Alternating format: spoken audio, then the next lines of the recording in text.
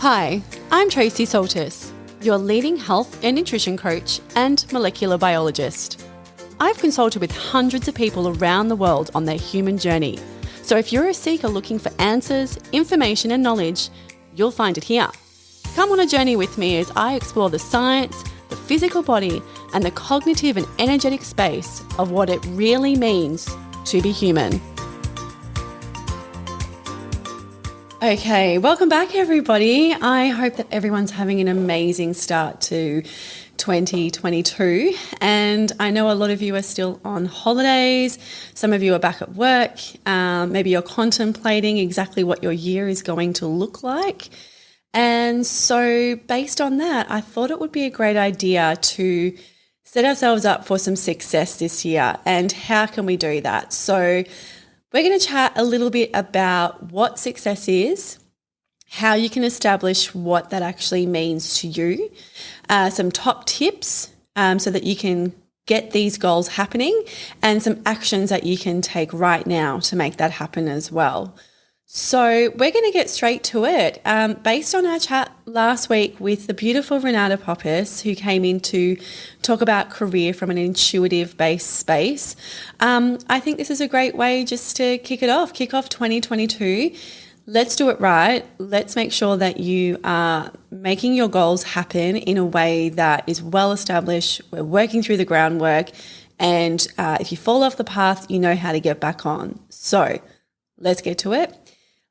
So first of all, I kind of want to talk about what success is. Like, what does that mean to you? So success to me, and I feel like this is a really individual topic for people, because success doesn't necessarily mean financial success. It doesn't necessarily mean having all of the things and ticking all of the boxes in life. Sometimes success actually means things like happiness. What makes you happy? What brings you a sense of fulfillment? How can you be of service to your community and those around you? I mean, for me, it's definitely those things. It's definitely success comes in the form of happiness and feeling fulfilled in my life, and being able to help other people and see them thrive is a way that I feel as though I'm contributing to the world. And so for me, I think if I had to sum it up, it's basically creating a life that brings me joy. And let's not forget that, this is not something that I expect all of the time, because life has its hurdles, and that's what it's all about. It's about having the ups and downs in life and learning from these things and how we can improve and what we can take away from certain negative and positive situations as well. So it's really about encompassing all of those things and what brings me joy. So what is success for you, and how you can work with your strengths in making sure that you create a life that is successful. So this is the thing that we need to remember, is that when we're creating a life that's successful to us, we have to stop comparing ourselves to other people. We have to. We cannot live a successful life if we're constantly worrying about what other people are achieving and what we're not achieving.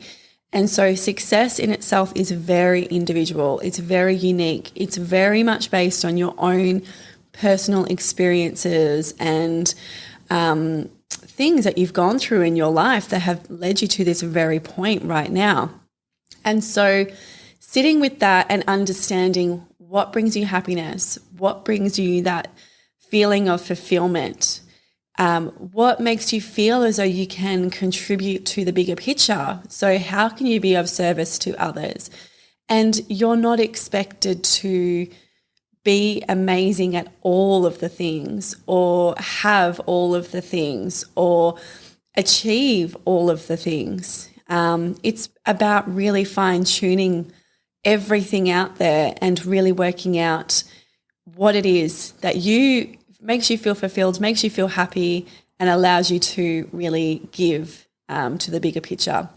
So let's chat about what the top 3 tips are, because based on our chat last week, which was with the amazing Renata Poppers, and I know I've mentioned her before, but I really wanted to chat a little bit more in depth about the top 3 tips that I would recommend. And obviously there's lots of tips, and some of these will resonate with you and some won't. So that's okay. It's all information.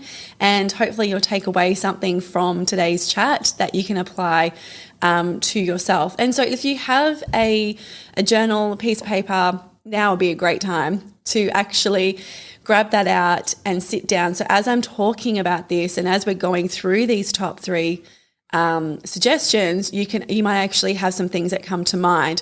So if you're driving, obviously you might need to listen back to this and grab out that journal, grab out that piece of paper and pen and write all of the things down.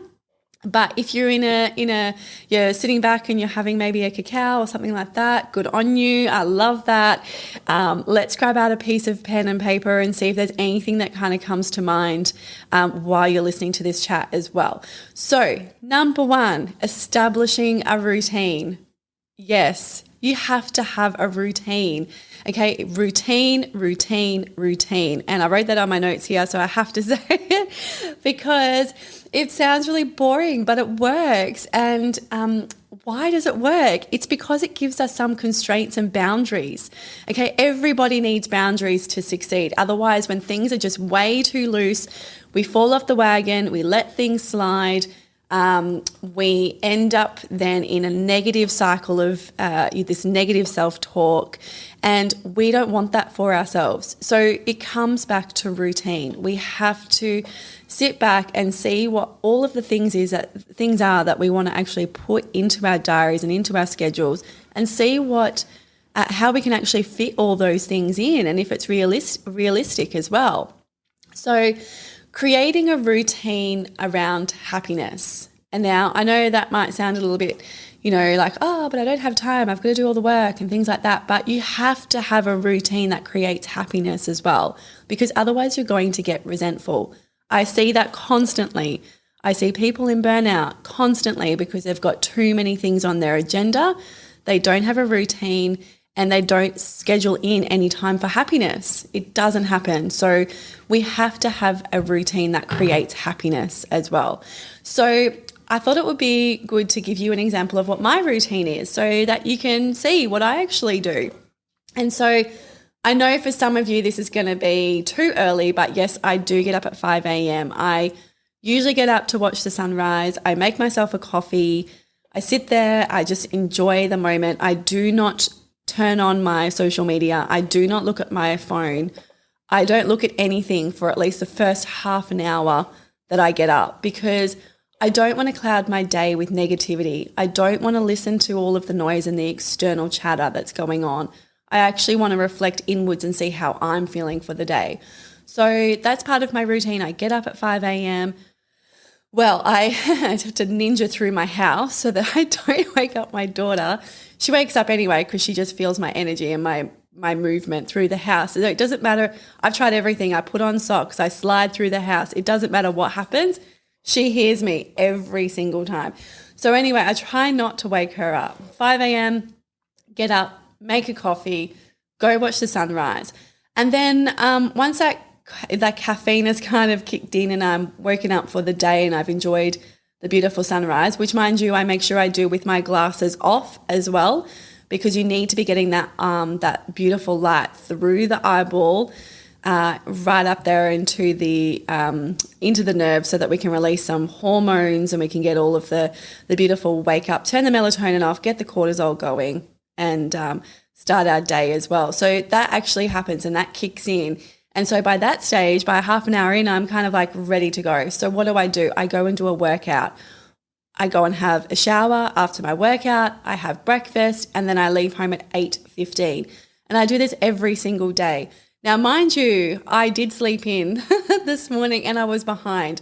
So it meant that I skipped the sunrise, which was really unfortunate. But I went straight to my workout. Then I had my coffee, shower, breakfast, and then came into work this morning. And so sometimes it happens, but why do I do these 3 fundamental important things as part of my routine? So for me, it's really important that I do these things because it makes me happy. That's basically the basis of it. I love getting up in the morning. I love drinking my coffee outside and watching the sunset before my daughter wakes, hopefully. I know that the light that I receive from the sun is crucial to my health because it's really important that we're seeing this sunrise, we're seeing the sunshine, the sunset, and we're repeating these cycles over and over and over again, okay? Because the body actually needs that sunlight. And so you can actually listen to some of my other episodes about the sun and the importance of that. And we're definitely going to do another episode on the sun. So keep your feelers out for that, because I think it's really important that we understand more about the sun and how it works. And instead of being scared of the sun, we need to know how to use the sun. And a lot of that has been missed and has been forgotten knowledge. So we will cover that. And sometimes my family will join me in the morning, and it's beautiful. It's an opportunity to connect with them. We're not using our phones and our devices. We're not watching the TV. We sit out on the back deck. We watch the sunrise. And I live in the city, by the way, so I totally get that things can be in the way. But if you step out and at least the light's there, you're still absorbing those beautiful rays as well. Okay, so we sit out on the back. We, check in with each other. How are you going today? How did you have a good sleep? What are you doing today? And Charlotte will run around the backyard and play with the dog. And, this is a really great time to connect before all of the craziness starts. And it's such a beautiful, joyful experience. And so I really love that, but I don't neglect my workout either. Okay, so working out is really important for me first thing in the morning. And I know this because it makes me feel good. It releases all of the endorphins that I need to get me through the day. It energizes me and it gets it out of the way. Okay, so I find what happens is if I don't work out first thing in the morning, I usually tend to procrastinate on it, or other things kind of pile up and I never get to it. So throwing myself out there in the morning and making sure that I do my workout is the best way for me to do it. And you might have a different routine. So it's working out what this routine is and sticking to that routine as well. So once I've done done my movement and everything, I actually take my shoes and socks off, I do a stretch, and then I step out onto the grass barefoot and I talk to my trees. And I don't care what anyone says about that. I talk to them and they love it because they're thriving. You should see them. They look amazing. And connecting to nature is just fundamental to my life. I love being in the ocean. I love connecting with the earth. I love being in nature. I especially love being around trees. And so I walk around the perimeter of my yard and I talk to my trees because I've gotten up early enough in the morning. I have time for this. I think that's crucial to kind of mention as well, is that establishing a good routine means a bit of self-discipline and commitment as well. So we need to make sure that we're actually getting up on time and that we can fit all these things in, that it's not rushed and we're not causing ourselves panic or anxiety trying to get to work or trying to get the kids to school on time. So if you have a good routine, you're able to do these things in a way that's much more relaxed as well. And that might mean you have to set alarms to begin with. You would definitely have to make sure that you're setting up your sports gear the night before. And I do that because otherwise it's another reason for me to procrastinate and I will not go outside. If it's like, it's too hard, I'm not going to go for my workout. So I literally lay out my joggers, my knickers, my pants, my crop top, my T-shirt, my jumper if it's cold, because Perth has been really erratic at the moment. And in the morning, sometimes it's really hot, and in the morning, sometimes it's freezing cold. So I have my jumper ready to go as well. And so because I'm doing all of these things that set myself up, I'm making sure that I succeed and I'm making sure that I follow through because I have no excuses not to. Okay, so routines don't mean that you have to plan your whole day. Okay, routines are a chance to establish boundaries and make sure that you put happiness in place to have a productive and meaningful day. Okay, it's a way of having your needs met. And it's really just as simple as that. So me having this routine in the morning of getting up, watching the sunrise, drinking my coffee, having a workout, connecting with nature, and then making sure that I'm not rushed into the office to start my day means that when I get here, I'm calm, I'm clear, I've already worked out what it is that I'm doing for the day, and I'm starting it off in a very non-anxious, hyped up way as well. So routine. Okay, so if you take anything from that, sit down with yourself and work out what is a simple routine that you can implement into your life every day. It does not mean planning your whole day out at all. It means, how can I spend a chunk of, say, 2 hours of my time every day that can turn into a habitual movement that you don't even have to, you get into such a great pace with it, you don't even have to think about it. It's just happening for you. All right, so tip number 2, prioritizing your time effectively. Okay, this is a really big one. So when we are looking at our time, we want to make sure that we're setting boundaries around our time and what that looks like. So what I'm talking about is establishing how long you're going to do a task for and sticking to it. Okay, so if you're procrastinating throughout the day, it might be because you're doing the same task for too long and you're getting distracted and you're getting bored. Okay, no one wants to sit at their desk and work on the same thing for hours upon hours, unless, of course, you're on like a massive, like, you know, you're taking off and you're just like pumping out all the work and you're getting it all done and the creativity is flowing. By all means, that's awesome. And sometimes that happens. And so you've got to go with that because it means that a massive task is done and you can then allocate your time more effectively for the other things you want to do. But what I find majority of the time is that people spend way too much time doing one task for too long and they just get distracted and they get bored. Okay, so you need to make time to do nothing so your brain can catch up. It's true, okay? You get to work, the first couple of hours of the morning are your most productive time. So you want to make sure that you're doing hard tasks in the morning and easier tasks in the afternoon. Okay, so working your work time out effectively is really important. You don't want to be working on heavy projects in the afternoon. The same way with kids' routines and things like that, we want to be lowering and calming everyone down in the afternoon. We don't want them to be all hyped up. We don't want to be hyped up. Okay, so it's really having a look at how you can prioritize your time. And I know for myself that I have to do my busy, hard tasks in the morning because that's when I'm switched on. I've released all those endorphins. I've released all the awesome hormones. I'm switched on. My brain is really active. It's very focused. I can articulate. I can get stuff down. I can be really creative, you know, and then after lunchtime, it does start to wind down. And so I don't take on as many tasks in that time.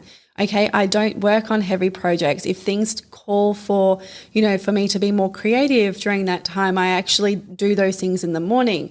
So you have to stick to a plan so that you don't take away time from other areas of your world that need it as well. Okay, so having a plan around how your life, your day is going to operate is really important.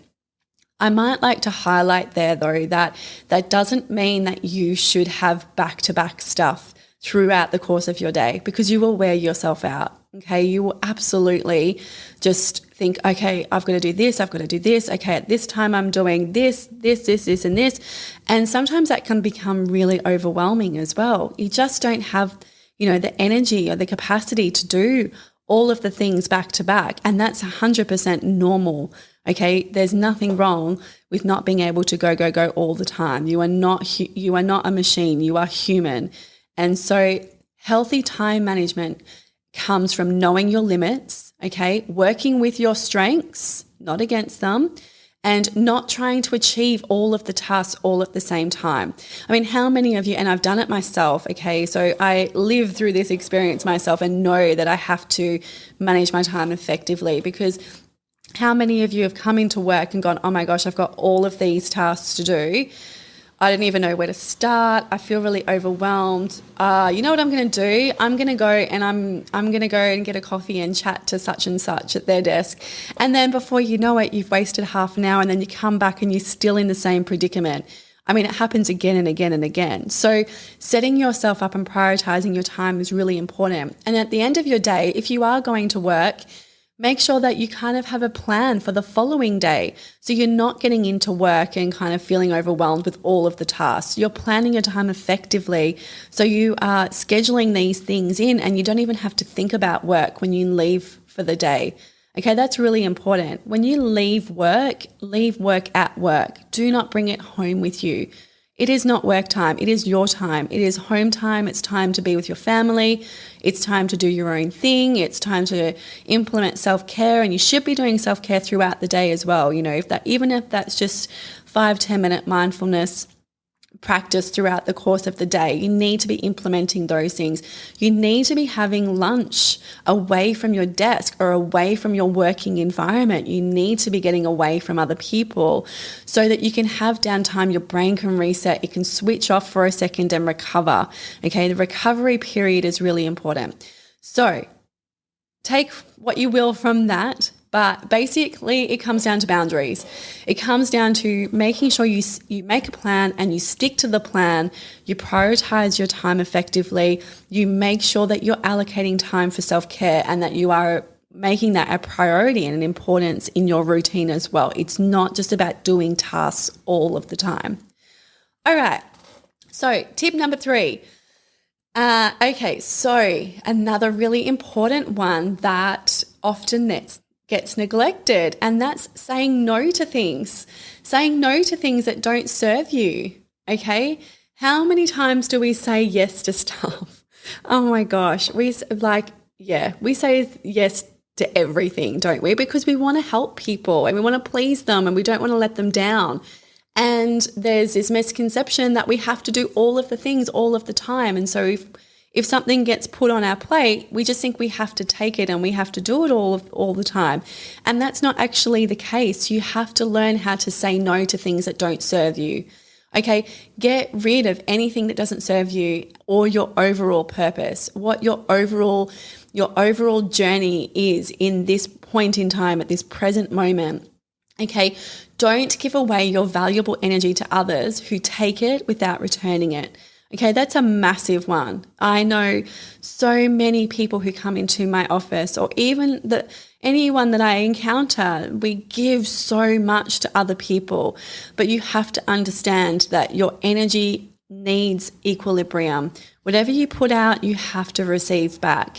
Okay, so please be, conscious and be more aware of all of the things that you're outputting to people and to situations, and make sure that if you're, say, an introvert, you're having time away and you're actually restoring some of that energy and you're reloading. If you're an extrovert, then you're going out and you're being around people who actually fundamentally care about you and are engaged in your conversation and what your needs are as well.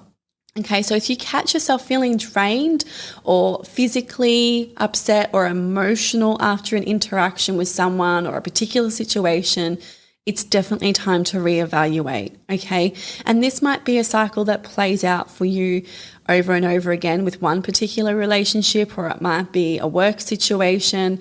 But there comes a point where your body will physically start repelling, okay? It will start having a physical response. And so if you are ignoring that energetic feeling, that feeling of really coming quite down and feeling really flat after a particular engagement, if you don't listen to that, it will start coming up in a physical way. Okay, and mostly that comes from the gut area as well. So you'll start having a physical reaction. You might feel your tummy starts to get upset. okay? Or you start having that sinking feeling in your heart. These are all physical expressions from the body that come because you aren't listening to your energetic space, okay? You aren't actually engaged with that energetic space and you've ignored the warning signs.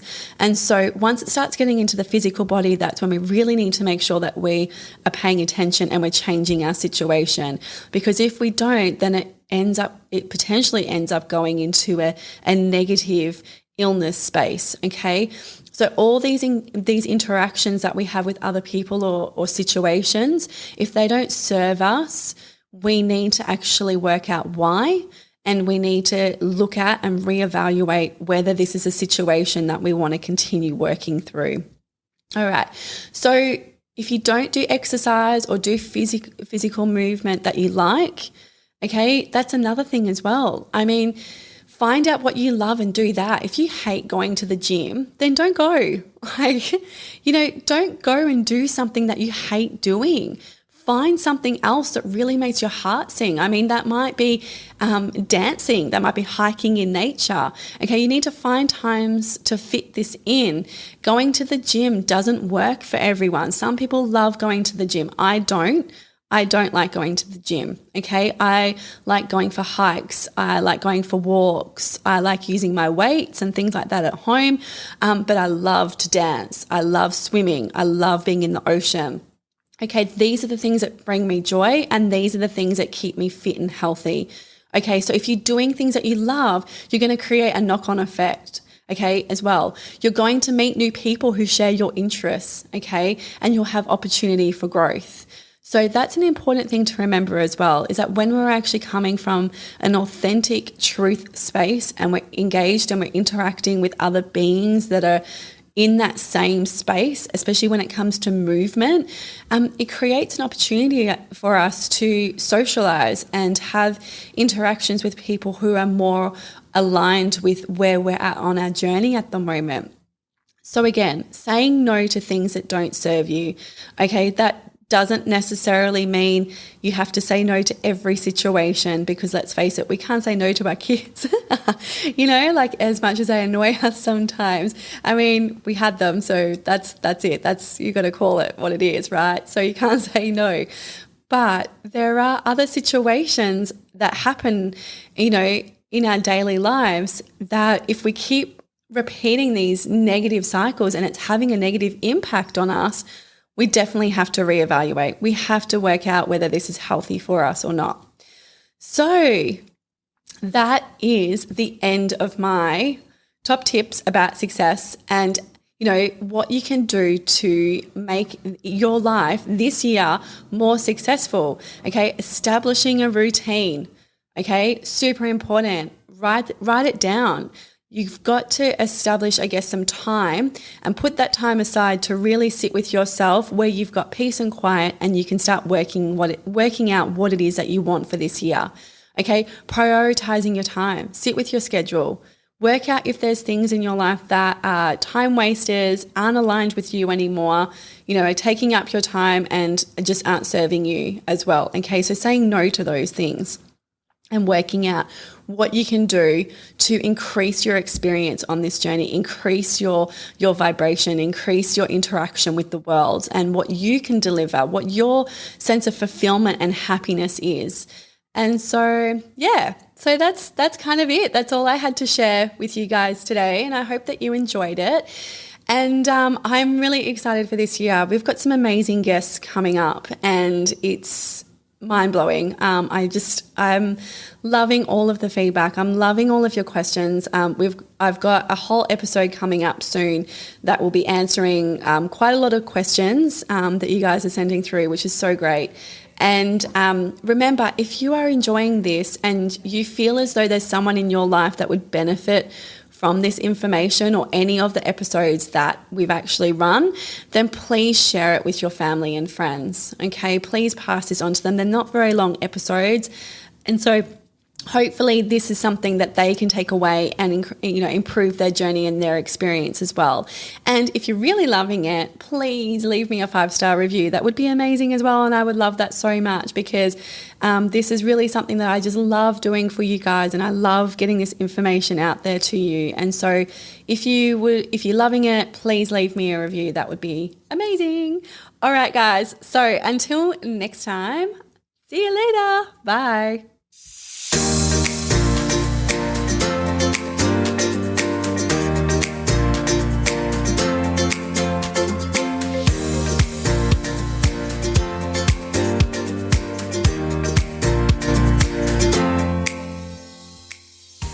The information, views and opinions expressed on this podcast should not be used or treated as a substitute for nutritional, medical, psychological or other advice by a qualified medical health professional.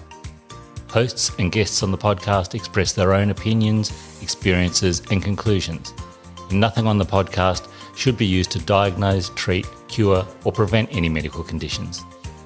The podcast is not intended to replace any medical or mental health treatment. All information and advice provided is for general well-being and does not take individual cases into consideration.